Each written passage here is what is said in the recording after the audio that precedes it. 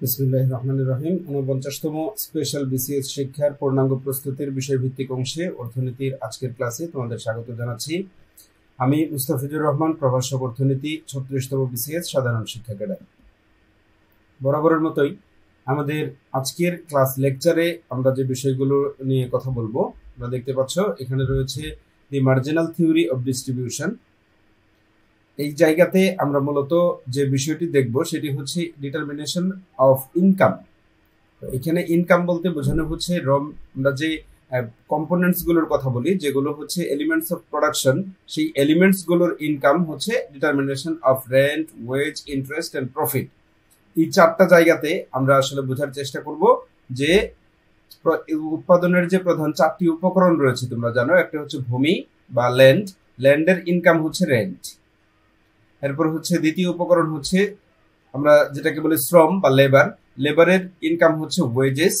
তৃতীয় উপকরণ হচ্ছে ক্যাপিটাল, ক্যাপিটালের ইনকাম হচ্ছে ইন্টারেস্ট। এবং চতুর্থ যেটা অর্গানাইজেশন বা এন্টারপ্রেনারশিপ, তার ইনকাম হচ্ছে প্রফিট। এই জন্য উৎপাদনের চারটা প্রধান উপকরণের ইনকামই হচ্ছে এখানকার determination of rent, wages, interest and profit, যেটাকে আমরা যে থিওরির মাধ্যমে জানবো সেটি হচ্ছে মার্জিনাল থিওরি অফ ডিস্ট্রিবিউশন। এর পাশাপাশি এই রিলেটেড আমরা আরো কিছু থিওরি আজকের ক্লাসে দেখার চেষ্টা করব।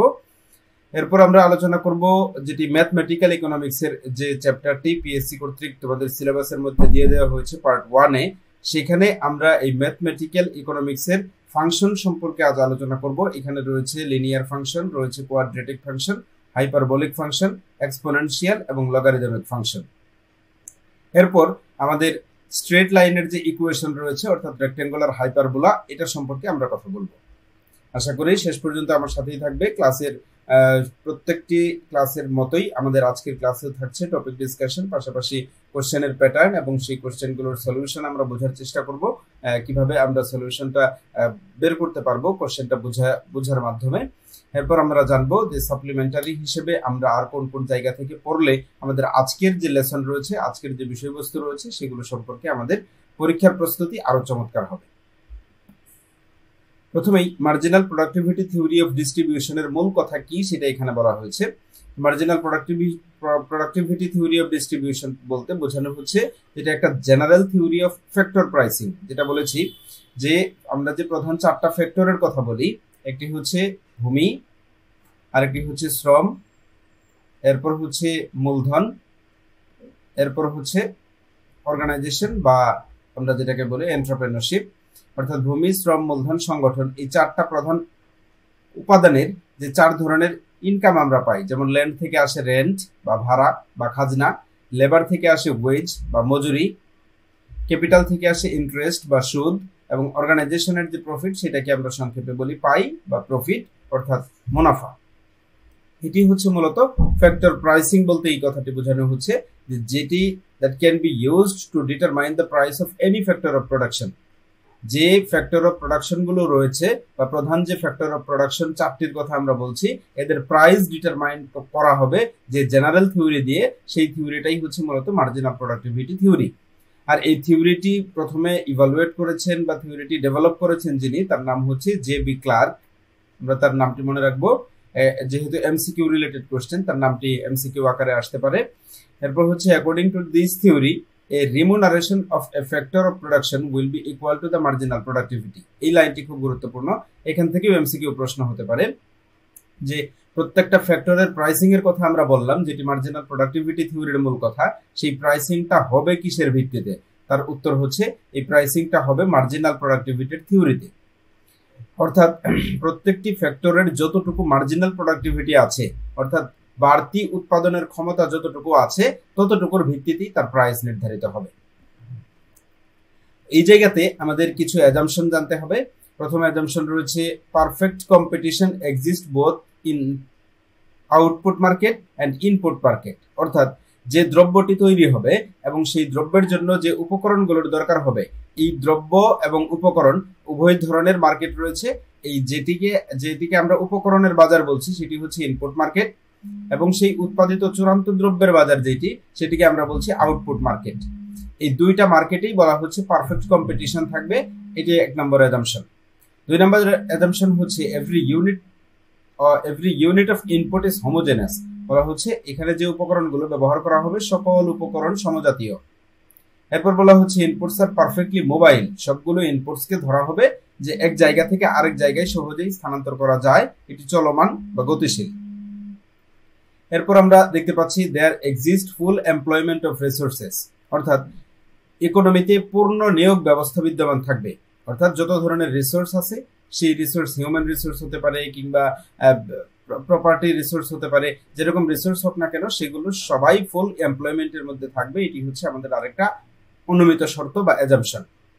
এরপর আমরা দেখতে পাচ্ছি employer can measure the marginal product of an input in advance, অর্থাৎ আগে থেকেই এমপ্লয়ার, যিনি উদ্যোক্তা, যিনি উৎপাদনকারী, তিনি আগেই বুঝতে পারবেন যে প্রত্যেকটা ইউনিট অফ ফ্যাক্টরের কতটা মার্জিনাল প্রোডাক্ট আছে, যে প্রত্যেকটা লেবার, যে লেবারকে আমি নিয়োগ দিচ্ছি সেই লেবার কতটুকু বাড়তি উৎপাদন ওই কোম্পানিতে দিতে পারে, ওই প্রোডাকশন হাউসে দিতে পারে, সেটা ওই প্রোডাকশন হাউস বা এমপ্লয়ার আগে থেকেই অনুমান করতে পারবে, পরিমাপ করতে পারবে।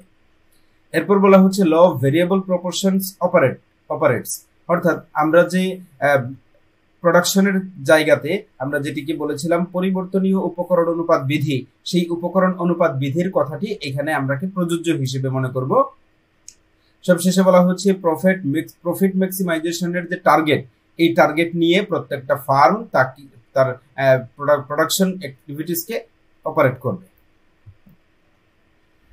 এবার আসা যাক আমরা এই মার্জিনাল প্রোডাক্টিভিটি থিওরির মূল কথাটি কি সেটা বোঝার চেষ্টা করি। তোমরা দেখতে পাচ্ছ product market is characterised by perfect competition, এটা আমরা বলেছি যে উভয় ধরনের মার্কেট, ইনপুট মার্কেট এবং প্রোডাক্ট মার্কেট, দুইটা মার্কেটকেই বলা হচ্ছে পারফেক্ট কম্পিটিশনের মধ্যে থাকবে। এবং VMPL বলতে বোঝানো হচ্ছে value of marginal productivity of labour, it becomes equal to MRPL, অর্থাৎ marginal revenue product of L, এই দুটি বিষয় সমান হবে। অর্থাৎ এখানে VMPL বলতে যেটা বোঝানো হচ্ছে ভ্যালু অফ মার্জিনাল প্রোডাক্ট, এবং বলা হচ্ছে marginal revenue product of labour, এই দুইটা বিষয়কে সমান ধরা হবে। এটা ধরার জন্য কম্পিটিটিভ প্রফিট, এটাকে বলা হচ্ছে maximising firm will go and enjoying labour until wages equals VMPL equal to MRPL, অর্থাৎ একটা ফার্ম একটা লেবারের জন্য ওয়েজ ডিটারমাইনের ক্ষেত্রে, ওয়েজ নির্ধারণের ক্ষেত্রে সে দেখবে সে যে জায়গা থেকে যে যতটুকু প্রোডাকশন ওই লেবারের কাছ থেকে পাচ্ছে ততটুকু ভ্যালুই তাকে দেয়া হবে, ততটুকু ওয়েজ তাকে দেয়া হবে। এটি হচ্ছে এখানকার মূল কথা, যেটি যে এখানে এক্সাম্পল হিসেবে দেখানো হয়েছে W, অর্থাৎ wage will be equal to the VMPL equal to MRPL, অর্থাৎ যে প্রোডাকশনটা তারা পাচ্ছে সেই প্রোডাকশন থেকে তার যে ভ্যালু এডিশনটা হবে সেই ভ্যালু এডিশনটাই হচ্ছে ওই প্রোডাকশন হাউসের যারা লেবার থাকবে তাদের wage. This is the essence of Clarkian version of the marginal productivity theory of distribution, এটাকে ক্লার্কিয়ান ভার্সনও বলা হয়। আমরা এখানে দেখতে পাচ্ছি যে মার্জিনাল প্রোডাক্টিভিটি থিওরি অফ ডিস্ট্রিবিউশনের অ্যানালাইসিস আমরা একটা ছকে দেখতে পাচ্ছি। এখানে দেখানো হচ্ছে যে প্রোডাকশন হাউসে লেবারকে বাড়ানো হচ্ছে 1 থেকে 5 পর্যন্ত লেবারের সংখ্যা বৃদ্ধি করা হচ্ছে, তাতে করে আমরা এখানে পাচ্ছি MPP, অর্থাৎ মার্জিনাল ফিজিক্যাল প্রোডাক্ট, যে ওই লেবারের কাছ থেকে মার্জিনাল প্রোডাকশন হিসেবে কতটুকু পাওয়া যাচ্ছে। প্রথম লেবার কাজ করেছে 20 ইউনিট, তার কাছ থেকে মার্জিনাল ফিজিক্যাল প্রোডাক্ট পাওয়া গিয়েছে, দ্বিতীয় লেবারের কাছ থেকে আরো কম, তৃতীয় লেবারের কাছ থেকে কম, এইভাবে ক্রমান্বয়ে আমরা দেখতে পাচ্ছি মার্জিনাল ফিজিক্যাল প্রোডাক্ট অর্থাৎ MPP কমে যাচ্ছে। যদি আমরা ধরে নেই price of product is equal to all units, তাহলে আমরা এখানে পাচ্ছি প্রাইস অফ প্রোডাক্ট সব ক্ষেত্রে সমান 5 টাকা করে আমরা পাচ্ছি প্রাইস। তাহলে আমরা এখানে এই দুটোকে যদি গুণ করি অর্থাৎ MPP গুণ P, তাহলে আমরা পাচ্ছি MRP অর্থাৎ মার্জিনাল রেভিনিউ। আমরা জানি রেভিনিউ পাওয়ার জন্য আমাদের সূত্র ছিল TR equal to P into Q, অর্থাৎ দামের সাথে যখন আমরা পরিমাণ গুণ করছি তখন আমরা মোট আয় বের করতে পারছি। এখানেও ঠিক সেইভাবেই যে পরিমাণটা আমরা পাচ্ছি তার মূল্যের সাথে গুণ করে আমরা MRP বের করছি। এরপরে 17 এর সাথে 5 গুণ করে 85 পাচ্ছি, 14 এর সাথে 5 গুণ করে 70 পাচ্ছি। এইভাবে আমরা এই গুণফলটা বের করতে পারছি অর্থাৎ MRP বের করছি। এখান থেকে আমরা যে ওয়েজ রেটটা দিচ্ছি সেই ওয়েজ রেটটা হচ্ছে 55 আমরা সব ক্ষেত্রে এখানে আমরা দেখাতে চাচ্ছি যে তার ওয়েজ রেটটা হচ্ছে 55। তো এই ব্যাপারটাকে যদি আমরা গ্রাফিক্যালি দেখার চেষ্টা করি তাহলে এখানে তোমরা দেখতে পাচ্ছ লম্ব রেখায় দেখানো হচ্ছে factor price and revenue product, অর্থাৎ এখানে দেখানো হচ্ছে আমরা যদি এই এক্স রেখাতে বলি ফ্যাক্টর ইউনিটস হচ্ছে এল এর জন্য, অর্থাৎ লেবারের ফ্যাক্টর ইউনিটস আমরা চিন্তা করি তাহলে আমরা এখানে বলবো ওয়েজ। এখানে যদি আমরা চিন্তা করি ক্যাপিটাল তাহলে আমরা এখানে বলবো ইন্টারেস্ট। এখানে যদি আমরা চিন্তা করি ল্যান্ড তাহলে আমরা লম্ব রেখায় পাবো ল্যান্ডের যে ইনকাম অর্থাৎ রেন্ট সেটি আমরা লম্ব রেখায় থাকবে, অর্থাৎ যে ফ্যাক্টরটা আমরা ভূমি রেখায় দেখাচ্ছি লম্ব রেখায় দেখাচ্ছি সেই ফ্যাক্টরের প্রাইস বা ইনকাম। এখানে আমরা দেখতে পাচ্ছি এমআরপি অর্থাৎ মার্জিনাল রেট অফ, আমরা একটু আগে যেটা দেখে এলাম মার্জিনাল রেভিনিউ প্রোডাক্ট এমআরপি, সেই এমআরপিটা হচ্ছে এখানে যে এমআরপির রেখাটা আমরা দেখতে পাচ্ছ এমআরপির রেখাটা ঊর্ধ্বগামী হয়ে একটু এই উপর থেকে এটা আবার নিম্নগামী হয়েছে, এই রেখাটাকে আমরা বললাম এমআরপি। আবার এআরপিও আমরা পাচ্ছি এভারেজ রেভিনিউ প্রোডাক্ট, এখান থেকে এটা আমরা পাচ্ছি হচ্ছে এখান থেকে এই পর্যন্ত এসেছে, অর্থাৎ এখানে এআরপি এবং এমআরপি এই দুটো রেখার মিলিত বিন্দু হচ্ছে এখানকার এই কিউ বিন্দুটা। দেখতে পাচ্ছ এই কিউ বিন্দু বরাবর আমরা এই ভূমি রেখার সমান্তরাল যে রেখাটাকে যদি দেখছি এই রেখার নাম হচ্ছে এমএফসি ইকুয়াল টু এএফসি, অর্থাৎ marginal fixed cost equal to average fixed cost.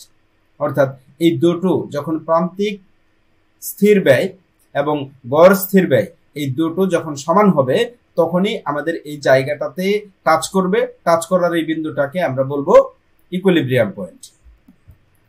এখানে দেখো ব্যাপারটাকে আরেকটু স্পেসিফিকলি বোঝানোর চেষ্টা করা হয়েছে যে পয়েন্ট কিউ এর ব্যাখ্যাটা কি। পয়েন্ট কিউটা হচ্ছে ইকুইলিব্রিয়াম পয়েন্ট বলা হয়েছে। কেন বলা হয়েছে? At the going wage rate OP, আমরা যে ওপির কথা বলেছি, আমরা যে লম্ব রেখায় ওয়েজের কথা বলেছি ও থেকে শুরু করে এখানে পি পর্যন্ত, এই ওয়েজ রেটটা যাওয়ার পথে the firm employs labour, firm এই পর্যন্ত লেবারকে এমপ্লয় করবে till wage rate equal to MRP equal to ARP. একটা ফার্ম লেবার হায়ার করার ক্ষেত্রে তারা দেখবে যে যে জায়গাতে তাদের এমআরপি ইকুয়াল টু এআরপি হবে, অর্থাৎ তাদের মার্জিনাল রেভিনিউ প্রোডাক্টটা যদি তাদের এভারেজ রেভিনিউ প্রোডাক্টের সমান হয় তাহলেই তারা তাদের লেবারকে হায়ার করা কন্টিনিউ করবে।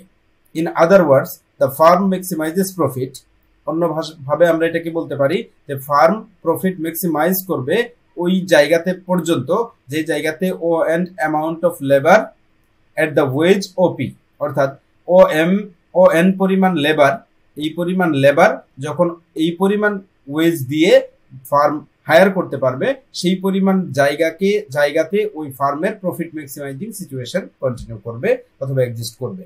এটি হচ্ছে এখানকার মূল কথা। এরপর আমরা আরেকটি গুরুত্বপূর্ণ থিওরি দেখতে পাচ্ছি, তোমরা লক্ষ্য করছো যে রিকার্ডিয়ান থিওরি অফ রেন্ট, অত্যন্ত গুরুত্বপূর্ণ একটি থিওরি। যে আমরা ডেভিড রিকার্ডোর কথা বলি, ডেভিড রিকার্ডো ক্লাসিক্যাল ইকোনমিস্টদের মধ্যে একজন ইকোনমিস্ট, যিনি বেশ আগে বলা হয় যে 17 শতকে এই থিওরির আমরা পেয়েছি তার কাছে, যে রিকার্ডিয়ান থিওরি, বাংলায় যাকে রিকার্ডোর খাজনা তত্ত্ব বলে, সেই খাজনা তত্ত্ব সম্পর্কে আমরা এখানে মূল কথাটা দেখার চেষ্টা করি। ওনার মতে রেন্টের ডেফিনেশনটা হচ্ছে rent is the portion of the produce of the earth which is paid to the landlord for the use of original and indestructible powers of the soil। অর্থাৎ এখানে বলা হচ্ছে যে সয়েল বা জমির বা ভূমির দুই ধরনের ক্ষমতা আছে, এটাকে বাংলায় বলা হচ্ছে আদি ও অক্ষয় ক্ষমতা। এই অরিজিনালটা হচ্ছে আদি আর ইনডেস্ট্রাক্টেবল হচ্ছে অক্ষয়। ভূমির আদি ও অক্ষয় ক্ষমতা ব্যবহারের কারণে ভূমির মালিককে তার উৎপাদনের যে অংশ প্রদান করতে বাধ্য থাকে উৎপাদনকারী, তাকেই বলা হয় রেন্ট বা খাজনা। এটি হচ্ছে ডেভিড রিকার্ডোর দেওয়া খাজনার মূল কথা, মূল সংজ্ঞা।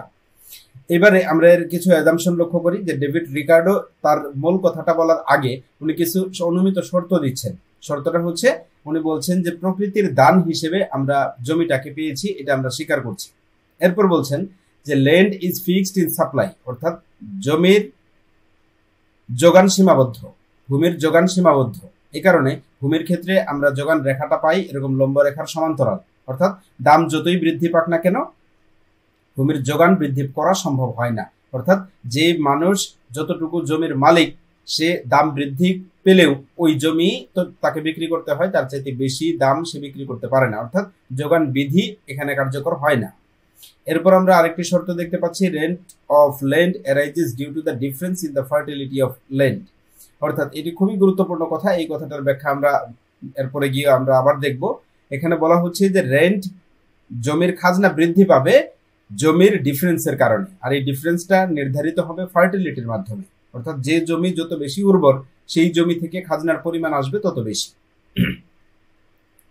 এরপর তোমরা দেখতে পাচ্ছ, Ricardo assumes the operation of the law of diminishing marginal returns in case of cultivation of land। অর্থাৎ জমি চাষাবাদের ক্ষেত্রে রিকার্ডো এটাও স্বীকার করছেন যে জমির ক্ষেত্রে প্রান্তিক উৎপাদন বিধি ক্রমহ্রাসমান হবে। আমরা যে ক্রমহ্রাসমান উৎপাদন বিধির কথা পড়েছিলাম উৎপাদনের অংশে, সেই কথাটি জমির ক্ষেত্রে প্রযোজ্য হিসেবে সত্য বলে শর্ত দিচ্ছেন, ধরে নিচ্ছেন ডেভিড রিকার্ডো। আরেকটি শর্ত বলছেন যে marginal land or last grade of land has no rent। অর্থাৎ যে জমির উর্বরতা শক্তি সবচাইতে কম, কম বলতে এতটাই কম যে জমিতে একজন কৃষক উৎপাদন করলে যেই পরিমাণ উৎপাদন ব্যয় হয় সেই পরিমাণই তার ওই দ্রব্য থেকে, ওই জমি থেকে প্রাপ্ত দ্রব্যের আয় হয়। অর্থাৎ যখন আমরা পাই টিআর ইকুয়াল টু টিসি, মোট আয় যখন মোট ব্যয়ের সমান হয়, তখন ওই জমিটাকে ডেভিড রিকার্ডো বলছেন মার্জিনাল ল্যান্ড, বাংলায় প্রান্তিক জমি বলা হচ্ছে। প্রান্তিক জমির ক্ষেত্রে কোনো রেন্ট থাকবে না। এই শর্তগুলো দিয়ে এখানে আমরা এবার বোঝার চেষ্টা করি যে ডেভিড রিকার্ডোর থিওরির মূল কথাটা কি। ডেভিড রিকার্ডো মনে করছেন যে the difference grades of lands are cultivated gradually in descending order. তিনি বলছেন যে রেন্ট মূলত তৈরি হবে যে দ্রব্যে, আমরা যে জমি থেকে রেন্টের কথা বলছি সেই জমিটাকে উনি তিনটা ভাগে ভাগ করছেন, A grade lands, B grade lands and C grade lands. দেখা যাক, আমরা এখানে বোঝার চেষ্টা করি যে তিনটা গ্রেডের কথা আমরা বললাম, এ গ্রেড, বি গ্রেড এবং সি গ্রেড। এ গ্রেড থেকে কস্ট অফ প্রোডাকশন হচ্ছে যা, বি গ্রেড থেকেও কস্ট অফ প্রোডাকশন তাই, সি গ্রেডেও কস্ট অফ প্রোডাকশন তাই। অর্থাৎ একজন কৃষকের আমরা তিন ধরনের জমি যদি চিন্তা করি, এ, বি এবং সি, তিনটা ক্যাটাগরির জমিতে সে সমান পরিমাণ কস্ট অফ প্রোডাকশন করে সে আউটপুট পাচ্ছে প্রথম গ্রেড জমি থেকে 40 ব্যাগস, তারপরে 30 ব্যাগস, এরপর 20 ব্যাগস। অর্থাৎ এতেই বোঝা যাচ্ছে যে এটা হচ্ছে সবচাইতে ভালো জমি, এটা হচ্ছে মিডিয়াম জমি, এটা হচ্ছে সবচাইতে মন্দ জমি। তাহলে মন্দ জমি আমরা বললাম কিসের ভিত্তিতে? আউটপুটের ভিত্তিতে। এখান থেকে আমরা আউটপুট পেয়েছি সবচাইতে কম 20 ব্যাগস। এখান থেকে ডেভিড রিকার্ডো বলছেন যে আমরা যদি এই 40 থেকে আমরা এই 40 ব্যাগস যেটা আমরা প্রাইস পাচ্ছি, এই প্রাইস থেকে যদি আমরা এখানে সারপ্লাস ভ্যালু অথবা রেন্ট বের করতে চাই, তাহলে আমরা সারপ্লাস ভ্যালু পাচ্ছি এখানে হচ্ছে 300। অর্থাৎ কস্ট অফ প্রোডাকশন যেটা বের করা হয়েছে, যেটা ব্যয় করা হয়েছে 600 টাকা, সেইখান থেকে তার আয় হয়েছে আমরা ধরে নিচ্ছি 900 টাকা। 900 টাকা যদি আয় করা হয়, 900 টাকা থেকে 600 টাকা ব্যয় যদি আমরা বাদ দেই, তাহলে আমরা বিয়োগফল হিসেবে পাবো 300 টাকা। এই 300 টাকাই হচ্ছে তার সারপ্লাস ভ্যালু। এরপর বলা হচ্ছে যে যেখানে 600 টাকাই তার ব্যয় করা হয়েছে এবং ওই জমি থেকে প্রাপ্ত ফসলের আয়ও 600 টাকা, তাহলে যদি আমরা 600 থেকে 600 বিয়োগ করি, 600 থেকে যদি আমরা 600 বিয়োগ করি, তাহলে আমরা পাচ্ছি সমান পাচ্ছি, অর্থাৎ মোট আয় এবং মোট ব্যয় উভয়টি সমান হয়ে যাচ্ছে। আর এই সমান হয়ে যাওয়ার কারণেই আমরা এখানে বলছি যে উৎপাদনের এই জায়গাটা থেকে যখন আমাদের মোট ব্যয় হয়েছিল 600 টাকা এবং এখান থেকে আমরা আয় করতে পেরেছিলাম 750 টাকা, তাহলে 750 থেকে যদি আমরা 600 বিয়োগ করি, তাহলে এই ক্ষেত্রে আমাদের সারপ্লাস ভ্যালু হবে 150। এইবারে আমরা এখানে লক্ষ্য করি যে যেখানে 600 টাকা ব্যয় করা হয়েছে, কস্ট অফ প্রোডাকশন 600 টাকা, এখান থেকে যদি রেভিনিউ আসে 600 টাকা, তাহলে আমরা বিয়োগ করলে পাচ্ছি 0, যে জায়গাটাতে আমরা কোনো সারপ্লাস ভ্যালু পাচ্ছি না। এটি বলা হচ্ছে যে এই সারপ্লাস ভ্যালু না পাওয়ার জায়গাতে আমাদের কোনো রেন্ট তৈরি হবে না। এই কথাটিকে যদি আমরা চিত্রে দেখি, আমরা এখানে দেখতে পাচ্ছ এ গ্রেড জমিতে আমাদের উৎপাদনের পরিমাণ ছিল 40 ব্যাগস। তাহলে আমরা এখানে বি ব্যাগস অর্থাৎ বি গ্রেড জমিতে আমাদের উৎপাদনের পরিমাণ ছিল 30 ব্যাগস এবং সি গ্রেডের জমিতে উৎপাদনের পরিমাণ ছিল 20 ব্যাগস। তাহলে এই যে 3 ধরনের উৎপাদনের লেভেল আমরা পাচ্ছি, এই 3টা উৎপাদনের লেভেল থেকে যদি আমরা চিন্তা করি যে আমাদের এ গ্রেড জমিতে, এবং বলেছি যে 3টা ধরনের জমিতেই উৎপাদনের ব্যয় সমান করা হয়েছে, অর্থাৎ এখানে যে গ্রিন লাইন দেখতে পাচ্ছ, এই গ্রিন লাইন বরাবর যদি আমরা উৎপাদন দেখি তাহলে আমাদের প্রথম এই শ্রেণীর জমিতে আমাদের এই এতটুকু পরিমাণ হচ্ছে ইকোনমিক রেন্ট, অর্থাৎ খাজনা সৃষ্টি হচ্ছে আমাদের এই এতটুকু জায়গা।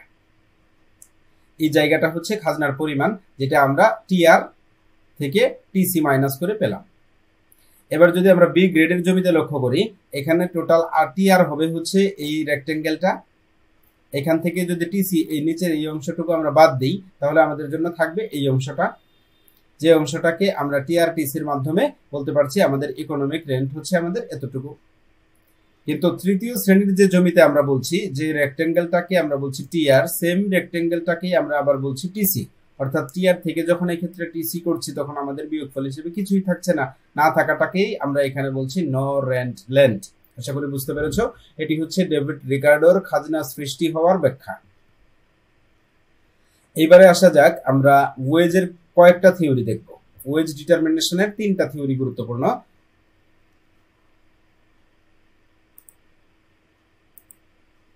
ওয়েজ ডিটারমিনেশনের জন্য আমরা এই 3টা থিওরি দেখব। একটি হচ্ছে সাবসিস্টেন্স থিওরি অফ ওয়েজ, আরেকটি হচ্ছে marginal productivity theory of wage, আরেকটি হচ্ছে মডার্ন থিওরি অফ ওয়েজ। প্রথমে মার্জিনাল প্রোডাক্টিভিটি থিওরি অফ ডিস্ট্রিবিউশনে আমরা যেটি দেখব সাবসিস্টেন্স থিওরি অফ ওয়েজ। এই থিওরির মূল কথাটা লক্ষ্য করো। এখানে বলা হচ্ছে wages of worker in the long run are determined at the level of wages which are just sufficient to meet the necessary of life. অর্থাৎ একজন লেবারকে লং রানে যদি আমরা অ্যাপয়েন্ট করতে চাই, যদি আমরা নিয়োগ দিতে চাই, তাহলে তার লং রানে ওয়েজ ডিটারমিনেশনের ক্ষেত্রে আমাদের ওই লেভেল অফ ওয়েজটা দিতে হবে, যেই লেভেল অফ ওয়েজটা তার জীবন ধারণের জন্য প্রয়োজন হবে, তাকে পর্যাপ্ত হবে। এই পর্যাপ্ত পরিমাণ যে ওয়েজের লেভেল, এই লেভেলটাকে বলা হচ্ছে সাবসিস্টেন্স লেভেল। আমরা ক্লাসিক্যাল ইকোনমিস্টরা এটাকে বলেছেন the neutral level of wage, অর্থাৎ লং রানে একজন লেবার তার যে ওয়েজের মধ্যে তার জীবনযাপনের সকল প্রয়োজন পূরণ করতে পারবে। এই জায়গাটিতেই আমরা বলা হচ্ছে in such a situation trade unions play a important role in increasing wages. এইরকম একটা ওয়েজ ডিটারমিনেশনের ক্ষেত্রে একটা ট্রেড ইউনিয়ন অর্থাৎ শ্রমিকদের যে সংগঠন থাকে সেই সংগঠন একটা গুরুত্বপূর্ণ রোল প্লে করতে পারে। যদি এমপ্লয়ার এই পরিমাণ ওয়েজ দিতে না চায় সেক্ষেত্রে ট্রেড ইউনিয়ন তার কাছ থেকে বার্গেইনের মাধ্যমে ওই পরিমাণ ওয়েজটা সাফিসিয়েন্ট ওয়েজ এনশিওর করতে পারবে। এই জায়গাটাতে আমরা এই থিওরির কিছু ক্রিটিসিজম লক্ষ্য করছি। এই থিওরির ক্রিটিসিজম হচ্ছে ওয়ান সাইডেড থিওরি বলা হচ্ছে এই থিওরিটাকে। কেন ওয়ান সাইডেড বলা হচ্ছে? কারণ এখানে সাফিসিয়েন্ট ওয়েজ ফর লেবার্স এটা বলা হচ্ছে, কিন্তু সাফিসিয়েন্ট প্রফিট একজন এমপ্লয়ার গেইন করতে পারলো কিনা সেটা বলা হয়নি, এই জন্য এটিকে বলা হয়েছে ওয়ান সাইডেড থিওরি।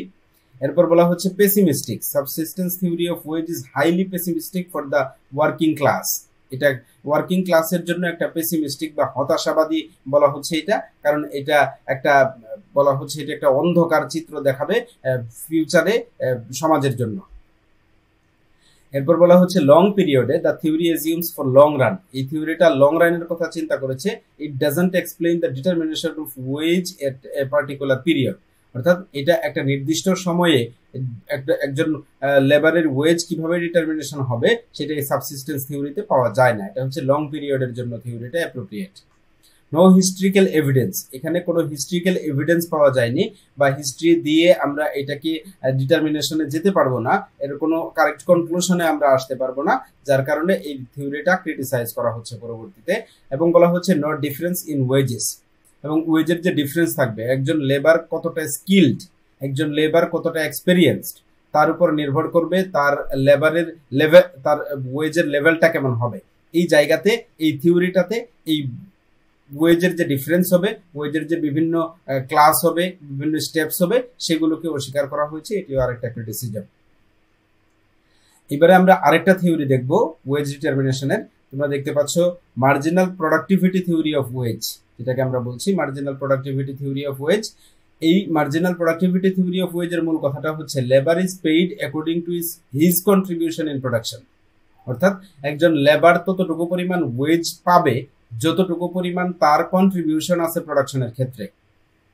এইবার আমরা কিন্তু ওয়ান সাইডেড থিওরির কথা যেটা বলেছি একটু আগের যে থিওরিটা ছিল সাবসিস্টেন্স থিওরিটা, সেই জায়গা থেকে আমরা বের হয়ে এসে বলতে পারছি যে এইবারের থিওরিটাতে একজন প্রডিউসারের স্বার্থকেও দেখা হচ্ছে।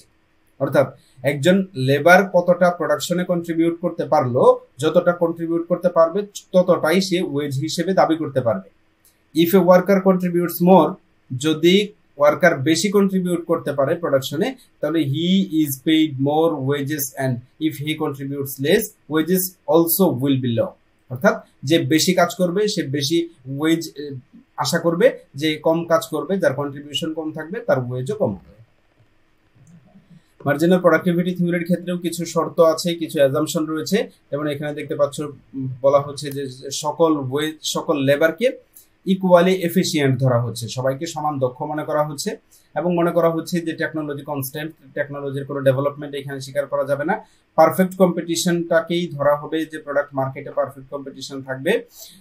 দেয়ার is full employment in the economy, এবং ইকোনমিতে আমরা যেটা বলেছি পূর্ণ নিয়োগ ব্যবস্থা বিদ্যমান থাকবে। Law of marginal diminishing marginal returns apply on the marginal productivity of labour. লেবারের মার্জিনাল প্রোডাক্টিভিটিতে ডিমিনিশিং মার্জিনাল রিটার্নসটা স্বীকার করা হবে। যে ল আমরা এটাকে বলি ক্রমহ্রাসমান প্রান্তিক উৎপাদন। এই ক্রমহ্রাসমান প্রান্তিক উৎপাদনটা লেবারের প্রোডাক্টিভিটিতে সত্য বলে ধরে নেওয়া হচ্ছে, এবং বলা হচ্ছে লেবাররা পারফেক্টলি মোবাইল, খুব সহজেই গতিশীল থাকবে, এক জায়গা থেকে অন্য জায়গায় খুব সহজে তারা পরিবর্তন করতে পারবে তাদের জায়গাটা। তো এখন এই জায়গাতে এসে মার্জিনাল প্রোডাক্টিভিটি থিওরির যদি আমরা কিছু ক্রিটিসিজম দেখি, এক নম্বরেই আমরা পাচ্ছি আনরিয়েলিস্টিক অ্যাজাম্পশন। যে অ্যাজাম্পশনগুলোর কথা আমরা একটু আগে বললাম, সেই অ্যাজাম্পশনগুলো আনরিয়েলিস্টিক। যেমন আমরা বলেছি পারফেক্ট কম্পিটিশন মার্কেটের কথা, যেমন আমরা বলেছি ফুল এমপ্লয়মেন্টের কথা, যেগুলো কাগজে কলমে সম্ভব, যেগুলো বই পুস্তকে সম্ভব, কিন্তু বাস্তবে রিয়েল লাইফে রিয়েল মার্কেটে আমরা কখনোই এগুলোর বাস্তবতা পুরোপুরি খুঁজে পাবো না। যার কারণে বলা হয়েছে অ্যাজাম্পশনগুলো আনরিয়েলিস্টিক। এরপর বলা হয়েছে ইনকমপ্লিট থিওরি। ইনকমপ্লিট বলার অর্থ হচ্ছে the theory fails to consider that labours is also a function of wage. লেবাররা হচ্ছে ওয়েজের এক একটা function. Less productivity may be the effect of low wages. বলা হচ্ছে যে যখন সে তার প্রোডাক্টিভিটি কমে যাবে তখন সে কম ওয়েজ পাবে, which adversely affects the efficiency of labor। যদি এমন হয় যে তার প্রোডাক্টিভিটি কম হওয়ার কারণে তাকে ওয়েজও কম দেওয়া হচ্ছে, তাহলে এটা পরবর্তীতে তার এফিসিয়েন্সির মধ্যে নেগেটিভলি ইম্প্যাক্ট ফেলবে। এই কারণে এই থিওরিটাকে ইনকমপ্লিট বলা হচ্ছে, যেটা বাস্তবে পসিবল না। এরপর বলা হচ্ছে ওয়ান সাইডেড। এখানে সাইডটা হচ্ছে প্রডিউসারের সাইডে বলা হচ্ছে, এখানে লেবারের সাইডটা দেখা হয়নি, প্রডিউসারের সাইডটা বেশি দেখা হয়েছে। এই জন্য পরবর্তীতে এসে ক্রিটিকরা এটাকে আবার ক্রিটিসাইজ করছেন।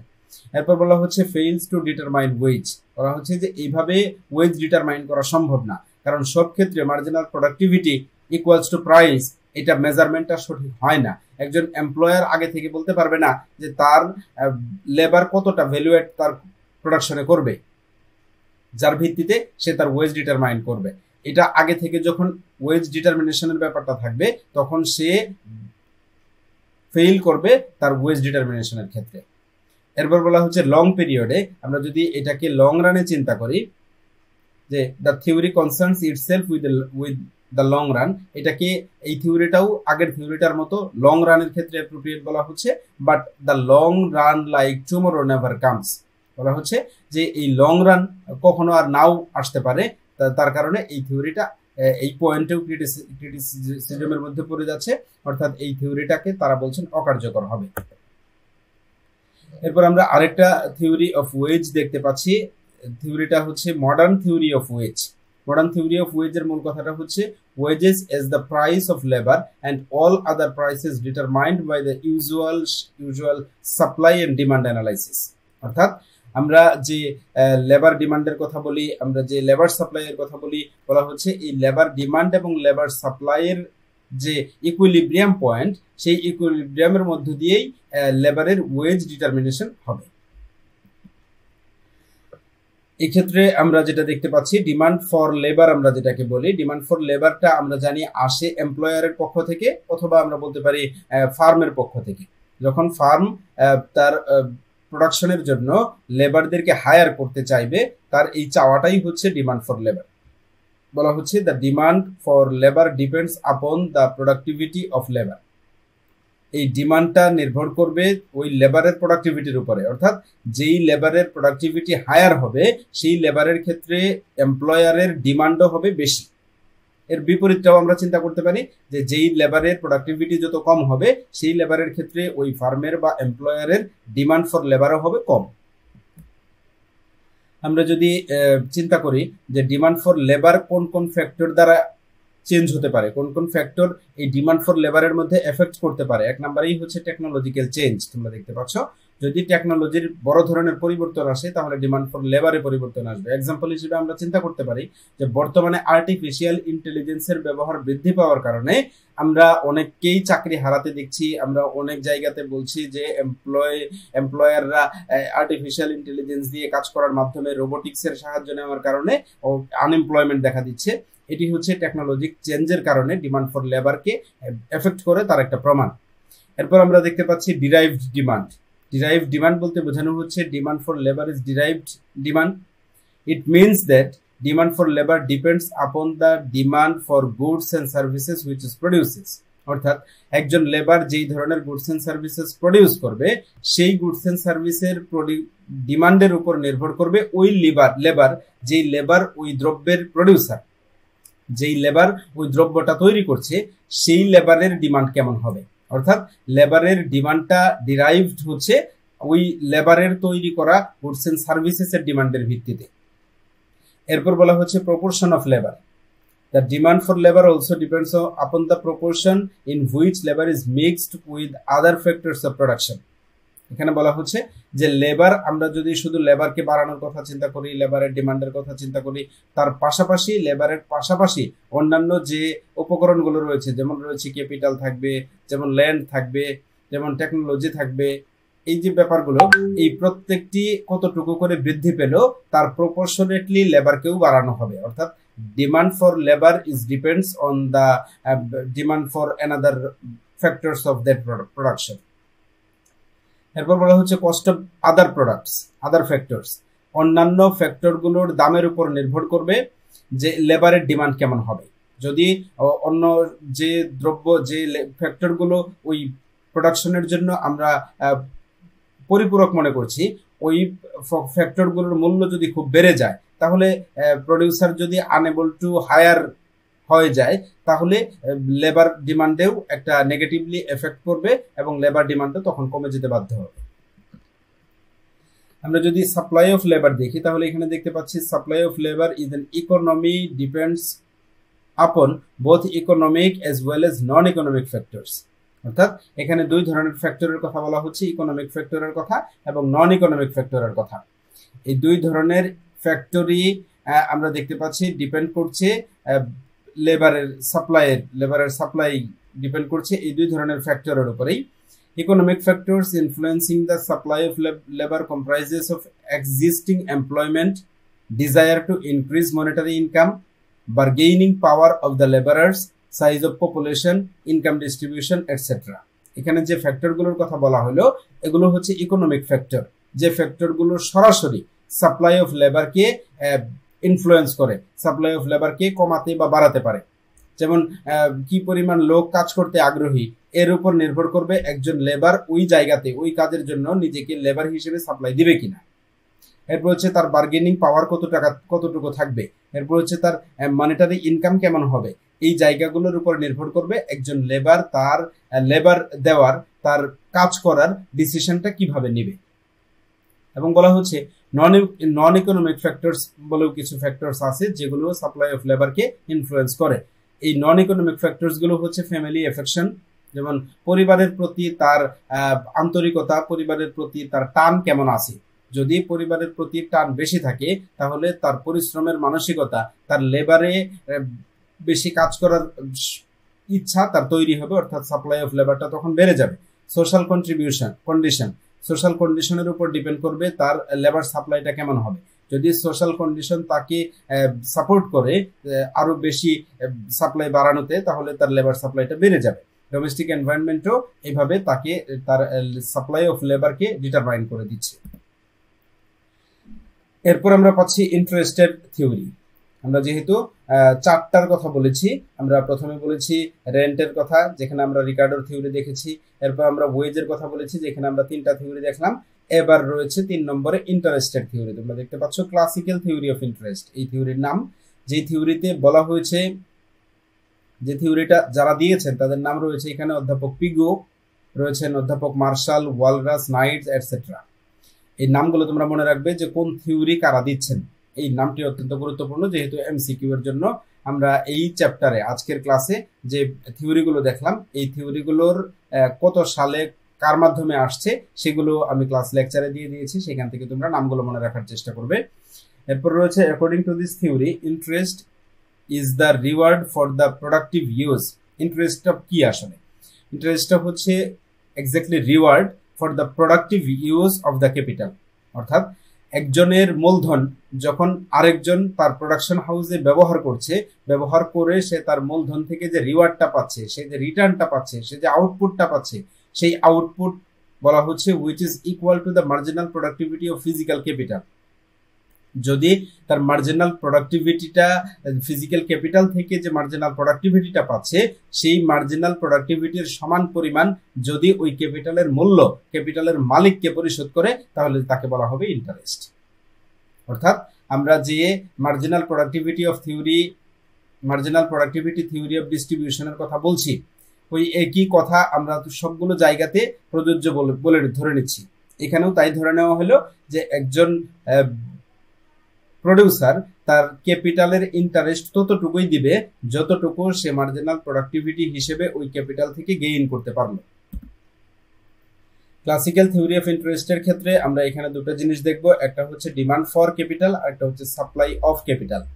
ডিমান্ড ফর ক্যাপিটাল বলতে বোঝানো হচ্ছে investors agree to pay interest on this savings because the capital projects which will be undertaken with the use of these funds.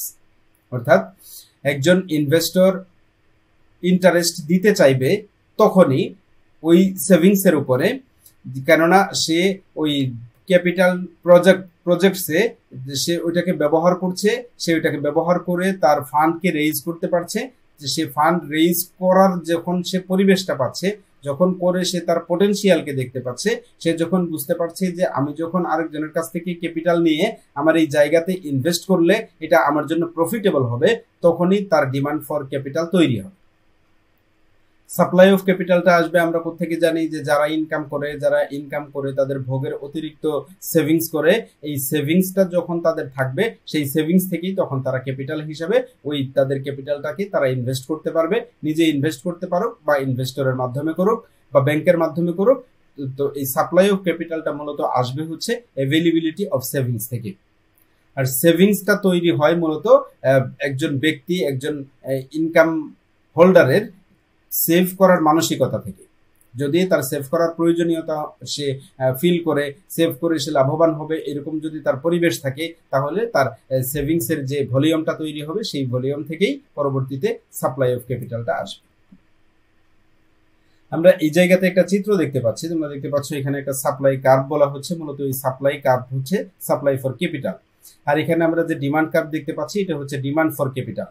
তাহলে আমরা এই যে demand of capital, supply of capital যেটা পাচ্ছি, এই যোগান রেখা এবং চাহিদা রেখা এই জায়গাটাতে মিলিত হচ্ছে, তার নাম দিলাম আমরা ই বিন্দু।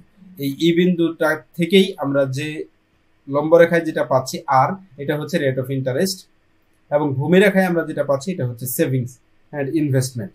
অর্থাৎ যেটা সঞ্চয় সেটাই পরবর্তীতে বিনিয়োগে রূপান্তরিত হবে। অর্থাৎ আমরা সঞ্চয় বলি আর বিনিয়োগ বলি, যাই বলি না কেন, এই সঞ্চয় আর বিনিয়োগের চাহিদা আর যোগান যেখানে সমান হবে সেখান থেকে রেট অফ ইন্টারেস্ট বা সুদের হার ডিটারমিনেশন হবে। এরপর আরেকটা থিওরি আমরা দেখতে পাচ্ছি liquidity preference theory of interest. খুব ভালোভাবে লক্ষ্য করবে যে এই থিওরিটা এসেছে অধ্যাপক কেইনস থেকে। কেইনস বলছেন যে কেইনসের liquidity preference theory is determined by the supply and demand for money. আমরা অর্থের যে চাহিদার কথা বলি, অর্থের যে যোগানের কথা বলি, অর্থের যোগান এবং অর্থের চাহিদা এই দুটোর মধ্য থেকে আমরা লিকুইডিটি প্রেফারেন্স থিওরিটা অধ্যাপক কেইনস দিচ্ছেন। তিনি বলছেন সাপ্লাই অফ মানি আসবে ব্যাংকের কাছ থেকে এবং সরকারের কাছ থেকে, মূলত সরকারি সাপ্লায়ার অফ দ্য মানি। তারপর সরকার এই টাকা ছাপানোর সিদ্ধান্ত কেন্দ্রীয় ব্যাংকে দিবে, কেন্দ্রীয় ব্যাংক অন্যান্য ব্যাংকের মাধ্যমে এই মানি সাপ্লাই, মানি সার্কুলেশনটা মার্কেটে ছেড়ে দিবে। আমরা এই অন দ্য আদার হ্যান্ড বলা হচ্ছে demand for money is the preference for liquidity. Demand for মানি বলতে বোঝানো হচ্ছে জনগণ কি পরিমাণ নগদ অর্থ তার হাতে রাখতে চায়, এই চাওয়াটা হচ্ছে ডিমান্ড ফর মানি।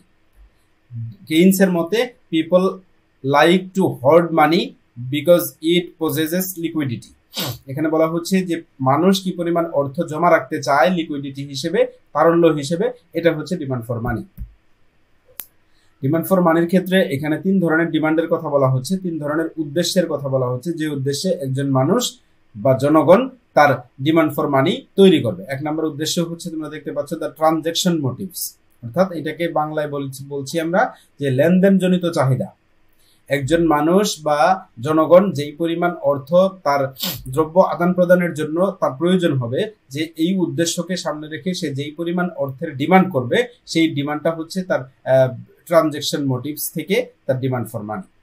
অর্থাৎ এই টাকাটা সে খরচ করে ফেলবে, এই টাকাটা দিয়ে সে বিভিন্ন রকম দ্রব্য ও সেবা আদান প্রদান করবে, লেনদেন করবে। এরপর দ্বিতীয় যে মোটিভস আমরা দেখতে পাচ্ছি the precautionary motives.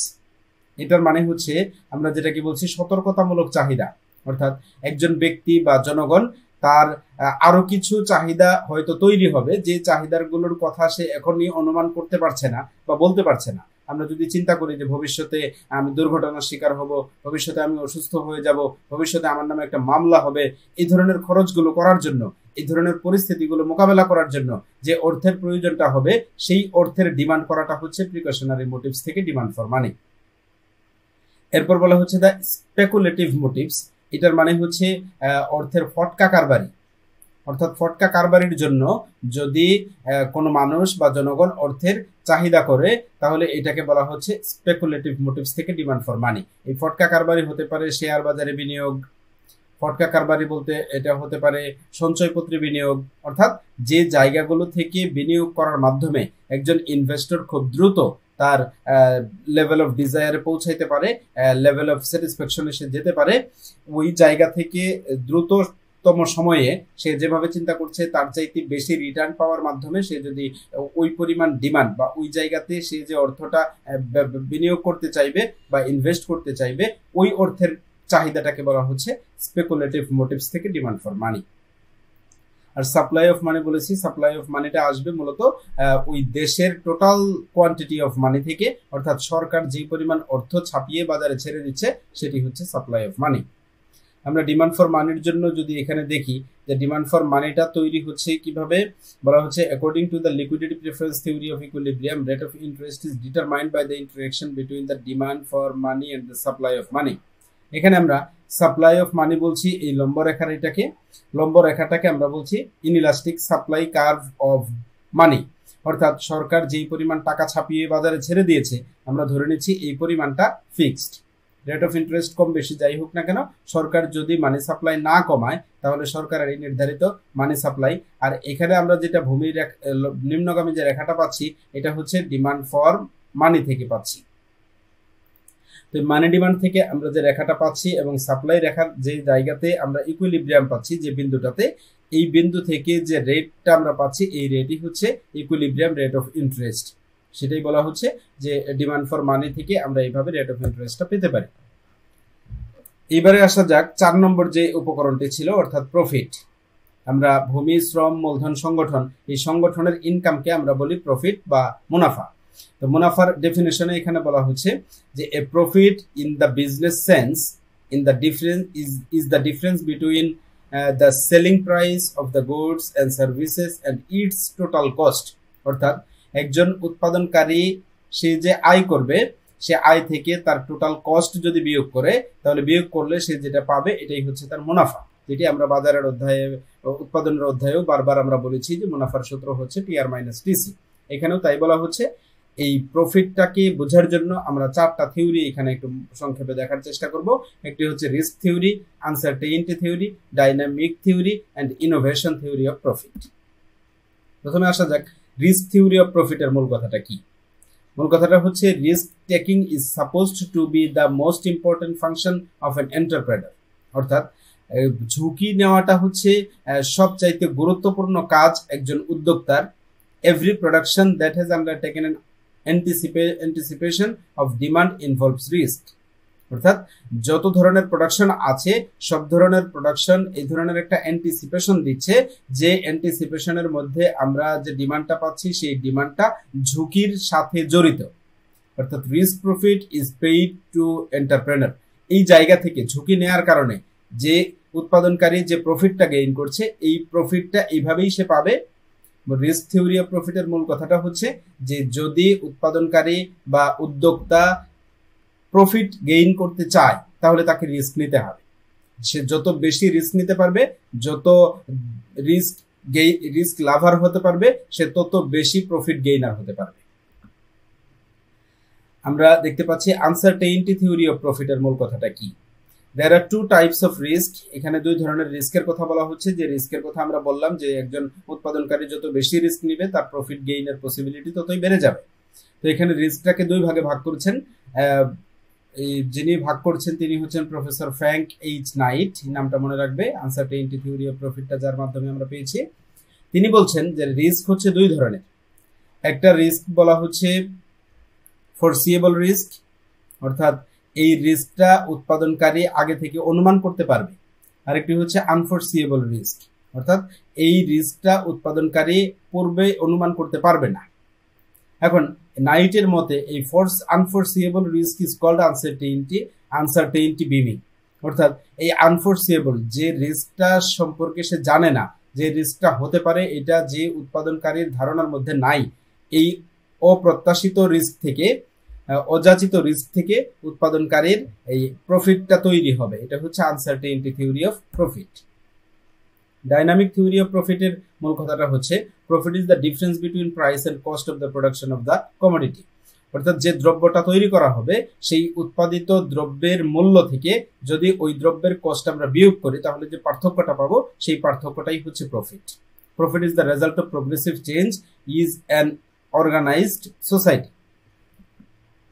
Innovation theory of profit, আমরা 4 নম্বরে যে প্রফিটের থিওরি দেখতে পাচ্ছি, এই প্রফিটের থিওরিতে বলা হচ্ছে মূলত একজন উদ্যোক্তা তার ইনোভেটিভ কোয়ালিটিটাকে ইমপ্রুভ করার মাধ্যমে সে যে রিওয়ার্ডটা পাবে সেই রিওয়ার্ডটাই হচ্ছে তার প্রফিট। অর্থাৎ এখানে প্রফিটটা আসবে হচ্ছে তার ইনোভেটিভ কোয়ালিটি থেকে। তার ইনোভেশনের কোয়ালিটি যত ভালো হবে তার রিওয়ার্ড তত বেশি হবে এবং এই রিওয়ার্ডটা কি বলা হবে, তার প্রফিটও তত বেশি হবে। ইনোভেশন থিওরি অফ প্রফিটের মূল কথাটা আমরা দেখলাম। এবারে আসা যাক আমরা মার্জিনাল প্রোডাক্টিভিটি থিওরির কিছু প্রশ্ন দেখি। প্রথম প্রশ্ন হচ্ছে who is considered the main proponent of the marginal productivity theory of distribution. এই মার্জিনাল প্রোডাক্টিভিটি থিওরি প্রথমে কে প্রবর্তন করেছেন, প্রথমে কে এই থিওরিটা আমাদেরকে পরিচিত করিয়েছেন, তার নাম বলেছি জে.বি. ক্লার্ক। এই ধরনের থিওরির এইভাবে প্রশ্ন আসতে পারে এমসিকিউ এর ক্ষেত্রে, তোমরা এটি এইভাবে মনে রাখার চেষ্টা করবে। যতগুলো থিওরির কথা বলেছি, প্রফিটের ক্ষেত্রে 4টা থিওরি বলেছি, এরপর ওয়েজ ডিটারমিনেশনের ক্ষেত্রে 3টা থিওরি বলেছি, আর যে marginal productivity theory of distribution তো আছেই, এবং রেন্টের ক্ষেত্রে আরেকটা থিওরির কথা বলেছি, ডেভিড রিকার্ডোর। প্রত্যেকটা থিওরির যিনি প্রবর্তক, যিনি এই থিওরি দিয়েছেন তার নাম মনে রাখতে হবে। এরপর আমরা আরেকটি প্রশ্ন দেখতে পাচ্ছি, according to the marginal productivity theory factor payments are determined by. যে ফ্যাক্টরের যে পেমেন্টস এর কথা আমরা বললাম, যে উপকরণের মূল্য নির্ধারিত হবে, সেই উপকরণের মূল্যটা কোথা থেকে নির্ধারিত হবে, কিসের ভিত্তিতে নির্ধারিত হবে? গড় উৎপাদনশীলতার ভিত্তিতে, মোট উৎপাদনশীলতার ভিত্তিতে, উদ্বৃত্ত উৎপাদনশীলতার ভিত্তিতে, নাকি প্রান্তিক উৎপাদনশীলতার ভিত্তিতে? উত্তর হচ্ছে প্রান্তিক উৎপাদনশীলতার ভিত্তিতেই আমরা এই ফ্যাক্টর পেমেন্টসটা নির্ধারিত হতে দেখব। 3 নম্বর প্রশ্নে আমরা দেখতে পাচ্ছি যে মার্জিনাল প্রোডাক্টিভিটি থিওরিতে the rent of land is determined by. ল্যান্ডের রেন্ট কিভাবে নির্ধারিত হবে? আমরা জমির যে খাজনার কথা বলছি, জমির যে রেন্টের কথা বলছি, সেই রেন্ট নির্ধারিত হওয়ার ক্ষেত্রেও আমরা মার্জিনাল প্রোডাক্ট অফ ল্যান্ডকেই দেখব। এটি হচ্ছে ডেভিড রিকার্ডোর কথা, যে মার্জিনাল প্রোডাক্ট সে কত পাচ্ছে সেইখান থেকেই সে নির্ধারণ করবে ওই জমিতে তার রেন্টের পরিমাণ কত হবে। আমরা যদি মার্জিনাল প্রোডাক্টিভিটি থিওরির কিছু আরো কিছু পড়তে চাই তাহলে আমরা এই জে.বি. ক্লার্কের এই বইটা দেখতে পারি, the distribution of wealth, a theory of wages, interest, profits. এই বইটাতে আমরা আরো বিস্তারিত করে জে.বি. ক্লার্কের এই যে marginal theory, marginal productivity theory of distribution আরো বিস্তারিত আকারে পাবো। এছাড়াও আমরা আলফ্রেড মার্শালের লেখা প্রিন্সিপালস অফ ইকোনমিক্স এর একটা চ্যাপ্টারেও আমরা এই theory, marginal productivity theory of distribution পড়তে পারি। স্যামুয়েলসনের লেখা ইকোনমিক্স বইটাতেও আমরা একটা চ্যাপ্টার পাবো, এবং আমরা বলা হচ্ছে হাফেন আলফ্রেডের লেখা আরেকটা বইয়ের ডগলাসে আমরাও এইটা পাবো, a textbook of economic theory হচ্ছে বইটার নাম। এই বইগুলো থেকে আমরা আরো বেশি প্রস্তুতির জন্য সহায়তা নিতে পারি। এরপর তোমরা দেখতে পাচ্ছ ফাংশনস। আমরা ম্যাথমেটিক্যাল ইকোনমিক্স এর ফাংশন সম্পর্কে যে বেসিক ধারণাটা না হলেই নয়, সেটি একটু দেখার চেষ্টা করব। মূলত এখানে প্রথমে বলা হচ্ছে লিনিয়ার ফাংশনের কথা। লিনিয়ার শব্দটা এসেছে লাইন থেকে। লাইন বলতে আমরা সহজ বাংলায় যেটাকে সরল রেখা বলি, এরকম সরল রেখাই হচ্ছে লিনিয়ার ফাংশন থেকে আমরা যে কার্ভটা পাবো, যে রেখাটা পাবো, সেটা হচ্ছে এরকম লিনিয়ার বা সরল রেখা। ডেফিনেশনে বলা হচ্ছে a function that shows a constant rate of change, অর্থাৎ এখানে চেঞ্জের রেটটা হবে কনস্ট্যান্ট, পরিবর্তনের হারটা থাকবে স্থির, সমান। একইভাবে পরিবর্তনটা হবে, খুব বেশি ফ্লাকচুয়েশনের মধ্যে বা কোনো রকম ফ্লাকচুয়েশনের মধ্যে থাকবে না, যার মাধ্যমে আমরা একটা স্ট্রেট লাইন পাবো, আমরা একটা সরল রেখা পাবো। এই সরল রেখাটাই হচ্ছে লিনিয়ার ফাংশন থেকে আসবে, যে জন্য আমরা লিনিয়ার ফাংশনের যে ফর্মটা এখানে দেখতে পাচ্ছ, f(x = ax + b), অর্থাৎ আমরা যদি দেখি f(x = ax + b), যদি আমরা এখানে এর জন্য একটা মান চিন্তা করি, ধরো এর মান চিন্তা করলাম 2x + 3, তাহলে আমরা এখানে যেটা পাচ্ছি f(x), এটাকে আমরা আরেকটা লেটার দিয়ে y দ্বারা প্রকাশ করতে পারি, অথবা এইভাবেও আমরা ফাংশনটাকে বলতে পারি y = 2x + 3। এখানে x এর বিভিন্ন মানের জন্য y এর আমরা বিভিন্ন মান পাবো, এবং আমরা এই x এর মানগুলোকে যেভাবে চিন্তা করব, আমরা y এর মানগুলোকেও সেই নির্দিষ্ট অনুপাতেই বৃদ্ধি পেতে দেখব। এরকম পাওয়ার কারণে x এবং y, এই x-টাকে আমরা বলি স্বাধীন চলক, y-টাকে আমরা বলি অধীন চলক। এই স্বাধীন চলক আর অধীন চলকের মধ্য দিয়ে আমরা যে ফাংশনটা পাচ্ছি, সেই ফাংশনটা হবে লিনিয়ার ফাংশন। কেন? কারণ হচ্ছে এখানে কনস্ট্যান্ট রেট অফ চেঞ্জ পাবো আমরা। এই কথাটা হচ্ছে এখানকার সবচাইতে গুরুত্বপূর্ণ কথা।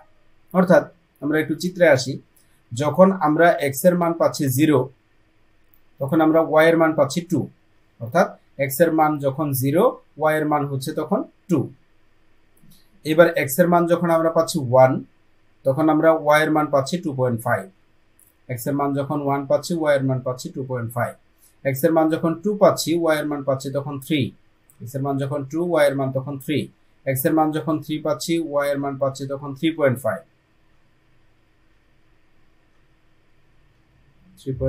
অর্থাৎ আমরা এখানে লক্ষ্য করো যে x-টাকে আমরা যে প্রপোর্শনে বাড়াচ্ছি, অর্থাৎ এক এক করে আমরা x-টাকে বাড়াচ্ছি, আর এখানেও আমরা এরকম সেম প্রপোর্শনে আমরা y-টাকেও বৃদ্ধি পেতে দেখছি। অর্থাৎ y-টা প্রথমে ছিল 2, হাফ বেড়ে হয়েছে 2.5, হাফ বেড়ে হয়েছে 3, আবার হাফ বেড়ে হয়েছে 3.5। অর্থাৎ change of rate is constant everywhere, যার কারণে আমাদের এই বিন্দুগুলোকে একত্র করে যে রেখাটা আমরা পাচ্ছি, এই রেখাটা হচ্ছে একটি সরল রেখা। এই সরল রেখার কারণেই আমরা এটাকে বলছি, এই সরল রেখাটা যে ফাংশন থেকে আসছে, সেই ফাংশনটা হচ্ছে লিনিয়ার ফাংশন। এরপর তোমরা দেখতে পাচ্ছ কোয়াড্রেটিক ফাংশন। ডেফিনেশন হচ্ছে the polynomial function of degree 2, it's graph is a parabola. এই ক্ষেত্রে আমরা এই গ্রাফটাকে পাবো প্যারাবোলা হিসেবে। এই ক্ষেত্রে এখানে লেখাটা একটু চেঞ্জ হয়ে গিয়েছে, এটা হবে ax² + bx + c। এক্ষেত্রে এটাকে যদি আমরা বলি নট ইকুয়াল টু 0, অর্থাৎ এটা যদি 0 না হয়, 0-র চেয়ে বড় পজিটিভ মানের হয়, তাহলে আমরা এক্ষেত্রে আমরা এর যে ভ্যালু, বি এর যে ভ্যালু, সি এর যে ভ্যালু, যে এই সমীকরণ থেকে আমরা এই মানগুলো বসানোর কারণে, x এর মান ধরার কারণে, এ বি সি এর প্রদত্ত মানের ভিত্তিতে আমরা y এর যে মানগুলো পাবো, সেই মানগুলো আমাদের বিন্দুগুলোকে এমন জায়গাতে সেট করবে যে বিন্দুগুলো একত্র করলে আমরা এরকম ইউ শেপটির আমরা একটা লাইন পাবো। অর্থাৎ এই জায়গাটাতে এসে আমাদের এই যে আমরা পরিবর্তনটা পাচ্ছি, যে আমরা এখানে লক্ষ্য করো যে x এর মান যখন 1, তখন আমরা y এর মান পাচ্ছি 1। x এর মান যখন 2, y এর মান তখন আমরা পাচ্ছি 4। অর্থাৎ এখন এইরকম আমরা কখন পাই? যখন আমরা ফাংশনটাকে এইরকম দেখতে পাই, বাম পাশে দেখতে পাচ্ছ fx equal to x square, অর্থাৎ এখানে এক্স এর মান যদি তুমি 1 চিন্তা করো তাহলে fx হয়ে যাবে 1, এক্স এর মান যদি 2 চিন্তা করো তাহলে fx এর মান হয়ে যাবে 2 স্কোয়ার অর্থাৎ 4, এক্স এর মান যদি 3 চিন্তা করো তাহলে এখানে fx হয়ে যাবে 3 স্কোয়ার অর্থাৎ 9, অর্থাৎ আমি এক্স এর মান যাই ধরতেছি fx টা তার বর্গ হয়ে বেড়ে যাচ্ছে। এটা এখানে ছক আকারে দেখানো হয়েছে। যদি আমরা -2 দেখি, -2 এর স্কোয়ার করলে হবে 4, -1 এর স্কোয়ার করলে হবে 1, 0 এর স্কোয়ার করলে 0ই হবে, 1 এর স্কোয়ার 1 হবে, 2 এর স্কোয়ার 4 হবে। এভাবে আমরা যে রেখার যে বিন্দুগুলো পাবো সেই বিন্দুগুলোকে যদি আমরা একত্র করে যে রেখাটা আঁকি সেই রেখাটাকে বলা হচ্ছে পলিনোমিয়াল ফাংশন বা কোয়াড্রেটিক ফাংশন।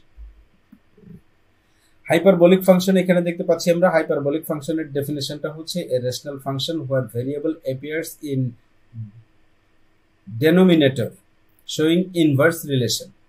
এখানে আমরা একটা ইনভার্স রিলেশন দেখতে পাবো, অর্থাৎ বলা হচ্ছে যে fx ইকুয়াল টু a/x। এই a/x ফাংশনটা দেয়া হয়েছে যেখানে x is not equal to 0 যদি আমরা পাই, তাহলে আমরা এটার জন্য আমরা যে সম্পর্কটা পাবো এই সম্পর্কটাকে বলা হবে ইনভার্স রিলেশন, অর্থাৎ বিপরীত সম্পর্ক পাবো, যেহেতু এখানে ভাগ আকারে রয়েছে, প্রপোর্শনেটলি রয়েছে। এই ভাগ আকারে থাকার কারণে, অনুপাত হিসেবে থাকার কারণে আমরা এটাকে বলছি যে এই ক্ষেত্রে আমরা হাইপারবোলিক ফাংশনটা ওইটাকে বলবো যখন আমরা স্বাধীন চলকের মান যা ধরবো অধীন চলকের মান পাবো তার বিপরীত, অর্থাৎ এটিকে বলা হচ্ছে হাইপারবোলিক ফাংশন। এখানে তোমরা দেখতে পাচ্ছ যে ফাংশনটা রয়েছে x square plus y square equal to 1, যেটা আমরা এখানেও বলেছি x square plus y square equal to 1। এই ধরনের ফাংশনও হচ্ছে হাইপারবোলিক ফাংশন। এই ক্ষেত্রে আমরা একটি মান যখন পজিটিভ পাবো তখন তার বিপরীত আরেকটি মান আমরা নেগেটিভ হিসেবে পাবো, অর্থাৎ যখন আমরা যা ধরছি তার বিপরীত মান হিসেবে আমরা তার অধীন চলকের জন্য মান পাচ্ছি। এইভাবে যদি আমরা বিন্দুগুলোকে আঁকাই তাহলে এখানে আমরা যেটা পাচ্ছি প্লাস প্লাস, এই প্লাস প্লাস সম্পর্ক থেকে আমরা যখন এখানে আসছি তখন আমরা এটাকে বলছি মাইনাস এবং প্লাসের সম্পর্কের এই জায়গাটা। এখানে আমরা যেটাকে বলছি এই এরিয়াটাকে আমরা বলি মাইনাস মাইনাস এবং এই এরিয়াটাকে আমরা বলি প্লাস মাইনাস, অর্থাৎ এই যে শূন্যের জায়গাটা, শূন্যের জায়গা থেকে যখন আমরা উপরে উঠছি তখন আমরা প্লাস পাচ্ছি, যখন আমরা ডানে যাচ্ছি তখন আমরা প্লাস পাচ্ছি, যখন আমরা বামে যাচ্ছি তখন হচ্ছে মাইনাস, যখন আমরা নিচে আসছি তখন হচ্ছে মাইনাস। এই জায়গা থেকে আমাদের এই চারটা অবস্থান আমরা দেখতে পাচ্ছি। এই চারটা অবস্থানের মধ্যেই যদি আমাদের রেখাগুলো, আমাদের বিন্দুগুলো আমরা পাই, আমাদের রেখা যদি এই প্লাস মাইনাস নেগেটিভ পজিটিভ সব দিকে চলতে থাকে তখন আমরা এই ফাংশনটাকেই বলি হাইপারবোলিক ফাংশন। এবারে আসা যাক এক্সপোনেনশিয়াল ফাংশন সম্পর্কে কথা। এক্সপোনেনশিয়াল ফাংশন হচ্ছে function where variable is a exponent. এখানে ভেরিয়েবলটা থাকবে হচ্ছে এক্সপোনেন্টের জায়গায়। এক্সপোনেন্ট বলতে বোঝানো হচ্ছে সূচক, বাংলায় যেটাকে আমরা সূচক বলি, আরো সহজ বাংলায় আমরা যেটাকে বলি পাওয়ার। তাহলে এই পাওয়ারটা হচ্ছে পাওয়ার আকারে যদি আমরা এখানে ভেরিয়েবলটাকে থাকতে দেখি, অর্থাৎ যে এক্স এর মান আমরা ধরি সেই এক্স এর মানটাকে আমরা যদি সূচকের জায়গাতে পাওয়ারের জায়গাতে ধরি তাহলে আমরা যে ফাংশনের জন্য যে ভ্যালুগুলো পাবো সেই ভ্যালুগুলো দিয়ে আমাদের এই যে ফাংশনটা আসবে এই ফাংশনটাকেই বলা হচ্ছে এক্সপোনেনশিয়াল ফাংশন। এই এক্সপোনেনশিয়াল ফাংশনটা আমাদের এরকম রেজাল্ট দিবে যে আমরা এই রেখাটাকে পাবো এরকম, যে প্রথমে আমাদের এইদিকে যখন মাইনাস ছিল তখন এটা শূন্যের কাছাকাছি ছিল, এখান থেকে যতই আমরা ডান দিকে যাচ্ছি ততই আমরা শূন্য থেকে দূরে, অর্থাৎ শূন্য থেকে এর সংখ্যার গেপটা আস্তে আস্তে বড় হয়ে যাচ্ছে। এটা পাওয়ারে থাকার কারণে হচ্ছে এটি এক্সপোনেনশিয়াল ফাংশনের মূল কথা। এরপরে আমরা দেখতে পাচ্ছি লগারিদমিক ফাংশন। লগারিদমিক ফাংশনের ডেফিনেশনটা হচ্ছে এক্সপোনেনশিয়াল ফাংশনের বিপরীত, অর্থাৎ আমরা যতই, এখানে দেখতে পাচ্ছ যে যতই আমরা আমাদের রেখাটাকে আমরা বড় করছি, এক্স এর মানটাকে আমরা যত বড় করছি তত আমাদের ওয়াই এর এই জায়গাটাতে আমাদের ভ্যালু তত কমে আসছে। অর্থাৎ আমাদের আগের যে কথাটা আমরা বলেছিলাম যে আমরা এক্স এর মান যত বাড়াবো আমাদের ওয়াই এর ভ্যালুটা তত বেড়ে যাবে, আর এখানে বলা হচ্ছে এক্স এর মান যত বাড়াবো ওয়াই এর ভ্যালুটা বা অধীন চলকের মানটা তত কমে যাবে। এটা হচ্ছে লগারিদমিক ফাংশনের মূল কথা, যে ফাংশনটা এখানে দেওয়া হয়েছে log ax equal to fx। যদি আমরা এটাকে সমাধান করি তাহলে আমরা যে ভ্যালুটা পাবো সেই ভ্যালুটাকে আমরা বলবো ইনভার্স অফ এক্সপোনেনশিয়াল। এবারে আসো রেক্টেঙ্গুলার হাইপারবোলা বলতে কি বোঝায়। রেক্টেঙ্গুলার হাইপারবোলা হচ্ছে একটা স্ট্রেট লাইন ইকুয়েশন যেটা দেখাচ্ছে rectangular hyperbola can be written as y equal to plus minus x. এখানে বলা হচ্ছে যে আমরা রেক্টেঙ্গুলার হাইপারবোলার জায়গাতে ওয়াইটাকে আমরা লিখতে পারি প্লাস মাইনাস এক্স, অর্থাৎ এই অধীন চলকের মানটা আসবে স্বাধীন চলকের প্লাস এবং মাইনাস, ধনাত্মক এবং ঋণাত্মক উভয় মানের জন্যই। তাহলে আমরা এখানে যে ফাংশনটা পাচ্ছি x square minus y square equal to 0, এটা হচ্ছে রেক্টেঙ্গুলার হাইপারবোলার ফাংশন, আমরা এইভাবে লিখতে পারি। তাহলে আমরা এটাকে রেক্টেঙ্গুলার হাইপারবোলার জন্য আমরা ফাংশনটাকে এইভাবেও লিখতে পারি যে x square by a square minus y square by b square equal to 1। তাহলে এটাও হয়ে যাচ্ছে আমাদের রেক্টেঙ্গুলার হাইপারবোলার আরেকটা ফাংশন। অথবা এটাকে আমরা এভাবেও বলতে পারি যে y square by a square minus x square by b square,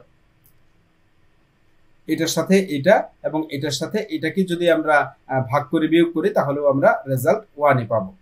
দুটাই এখানে বলে দেওয়া আছে যে আমরা 1টা রেক্টেঙ্গুলার হাইপারবোলার ফাংশন থেকে কিভাবে পাবো। এখানে বলা হচ্ছে making angle between the asymptotes 90 degrees, অর্থাৎ 90 ডিগ্রি কোণ পাবো আমরা। 90 ডিগ্রি কোণ তৈরি করবে আমাদের এই লাইনগুলো। তোমরা নিচে চিত্র দেখতে পাচ্ছ, এখানে এই জায়গা থেকে এই জায়গা আমরা যদি চিন্তা করি তাহলে এখানে আমাদের টোটাল পাচ্ছি হচ্ছে আমরা 90 ডিগ্রি। এখানে আমাদের এই জায়গার থেকে এখানে আমাদের 45 আর 45 90 ডিগ্রি একটা কোণ আমাদের তৈরি করে দিচ্ছে এই লাইনটা থেকে। আবার এই লাইনটা থেকেও আমরা এরকম পাচ্ছি যে এই দুটো অংশকে যদি আমরা চিন্তা করি, এখানেও আমরা 90 ডিগ্রি পাবো, এখানেও 90 ডিগ্রি পাবো এবং এখানেও আমরা 90 ডিগ্রি পাবো, অর্থাৎ বৃত্তের যে ডিগ্রি এটা টোটাল 180 ডিগ্রি 360 ডিগ্রি আমরা এই 4টা 90 এর মাধ্যমে পাচ্ছি। এখন এই 90 ডিগ্রির এই জায়গাটা থেকে আমরা এখানে যে লাইনটা পাচ্ছি এই লাইনটা হচ্ছে ধনাত্মক মানের জন্য, এবং এই বাম পাশে যে লাইনটা আমরা পাচ্ছি এই বাম পাশে এটা হচ্ছে ঋণাত্মক মানের জন্য। অর্থাৎ ধনাত্মক মানের জন্য আমরা এর প্রত্যেকটা বিন্দু যতটা দূরত্বে পাচ্ছি, ঋণাত্মক মানের জন্য এই লাইনের প্রত্যেকটা বিন্দু আমরা ততটা দূরত্বেই পাবো যদি ফাংশনটা হয় আমাদের x square minus y square equal to 1। অর্থাৎ এই জায়গাটাতেই আমরা পাচ্ছি রেক্টেঙ্গুলার হাইপারবোলার ধারণা। এখানে আমাদের আরেকটা ফাংশন দেওয়া আছে এক্স ওয়াই ইকুয়াল টু 1।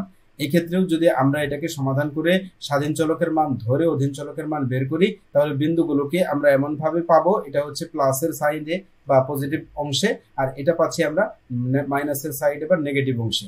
এই ক্ষেত্রে আমাদের রেখাটা হবে এরকম। অর্থাৎ ধনাত্মকে বিভিন্ন বিন্দুর সমন্বয়ে যে রেখাটা আমরা পাই তার সমান আকৃতির যদি আরেকটা রেখা আমরা নেগেটিভের জন্য সত্য হিসেবে পাই তখন এই ফাংশনটাই হচ্ছে স্ট্রেট লাইনের ফাংশন বা রেক্টেঙ্গুলার হাইপারবোলা। এখানে কয়েকটা স্যাম্পল কোশ্চেন দেখানো হয়েছে ফাংশনস থেকে। Which of the following presents a linear function, কোনটাকে আমরা লিনিয়ার ফাংশন বলতে পারি? এ ধরনের প্রশ্ন হতে পারে। খুবই সহজ, এখানে জটিল কিছুই নাই। আমরা বীজগণিতের সাথেও এই ধরনের ফাংশনের অনেক মিল পাবো। এই জায়গাটাকে 1 নম্বর প্রশ্নটাকে আমরা বলবো লিনিয়ার ফাংশন, কেননা এখানে আমাদের কোনো এক্সপোনেন্ট নাই, কোনো লগ নাই, কোনো পাওয়ার নাই। সোজা হিসাবে আমরা এরকম সোজা সাপটা যে ফাংশনগুলো পাবো সেগুলোকে আমরা বলবো লিনিয়ার ফাংশন। এরপরের প্রশ্নটা হচ্ছে the graph of quadratic function is always. Graph of quadratic ফাংশনের ক্ষেত্রে আমরা যে গ্রাফটা পাবো সেই গ্রাফটা হবে সবসময়ই প্যারাবোলা, যেটা আমরা বলেছিও আমাদের কোয়াড্রেটিক ফাংশনের মধ্যে। এরপরের প্রশ্নে বলা হচ্ছে which of the following is the general form of A hyperbolic function. Hyperbolic ফাংশনের জেনারেল ফর্ম কোনটা? জেনারেল ফর্ম হচ্ছে আমরা যেটাকে রেশিও আকারে পাবো, ভাগ আকারে পাবো, এই ভাগ আকারে পাওয়া ফাংশনটা হবে হাইপারবোলিক ফাংশনের জেনারেল ফর্ম। যেমন আমরা দেখিয়েছিলাম হাইপারবোলিক ফাংশনের ক্ষেত্রে আমরা এই যে এখানে দেখতে পাচ্ছি জেনারেল ফর্ম হচ্ছে a বাই এক্স। আমরা এখানে বলেছিলাম a বাই এক্স, এটি হচ্ছে general form of hyperbolic function. এই হচ্ছে মোটামুটি কথাবার্তা। আমরা এবার একটু কিছু সাজেশন লক্ষ্য করি। আমরা আসলে এই চ্যাপ্টার দুটোতে কি কি বিষয় খেয়াল করব।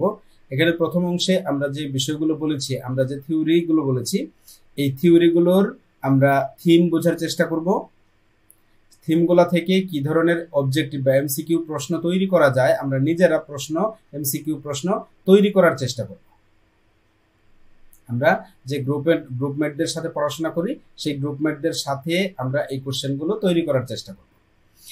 এরপরে হচ্ছে আমরা এই থিওরিগুলো থেকে থিওরির যারা প্রণেতা, থিওরির যারা প্রবক্তা, যারা থিওরিটা আমাদেরকে দিয়েছেন সেই থিওরির ইনভেন্টরদের নাম আমরা মনে রাখবো। আমরা সেই থিওরির সময়কাল, কমপক্ষে আমরা বছরটা মনে রাখার চেষ্টা করব। এরপরে হচ্ছে আমরা যে থিওরিগুলো পাশাপাশি, এরপর আমরা যে ফাংশনগুলো দেখলাম, ফাংশনের মধ্যে আমাদের ডেফিনেশন গুরুত্বপূর্ণ। ডেফিনেশন থেকেও এমসিকিউ প্রশ্ন হতে পারে, এক্সাম্পল থেকে প্রশ্ন হতে পারে, এবং গ্রাফগুলো আমরা বোঝার চেষ্টা করব। গ্রাফগুলোর মধ্যে যে পয়েন্ট অফ চেঞ্জ রয়েছে, অর্থাৎ পয়েন্ট অফ থিঙ্কিং রয়েছে, ওই জায়গাগুলো থেকে আমরা প্রশ্ন নিয়ে ভাববো, তাহলে আমরা প্রশ্নের এক্সারসাইজগুলো বুঝতে পারবো। এই হচ্ছে মোটামুটি আজকের ক্লাস। বরাবরের মতোই পরামর্শ হচ্ছে, আমরা বিগত যে ক্লাসগুলো করেছি সেই ক্লাসগুলো আমরা বারবার রিভাইজ করব। আমরা যে লেকচার শিটগুলো পাচ্ছি সেই লেকচার শিটগুলো আমরা একাধিকবার পড়ার চেষ্টা করব।